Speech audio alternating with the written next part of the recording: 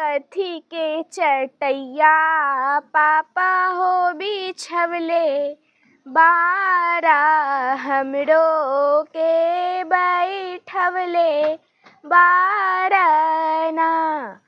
कथी के चटैया पापा हो बिछवले बारा हमरो के बैठवले बारना। कथी के कागजवा पापा हो बनवले बारा हमरो के बिसरवले बारना।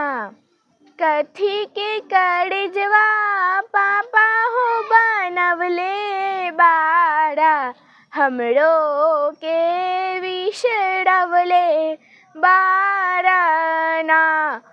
कुश के चटैया बेटी हो बिछवले बारा तोहरो के बैठवले बानीना।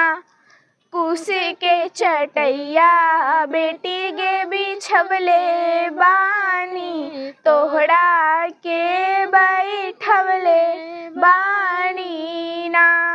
काठ के कागजवा बेटी हो बनवले बानी ऐसे बिसरवले बानीना। काठ के कागजवा बेटी हो बनवले बानी एही से बिसरवले बानी।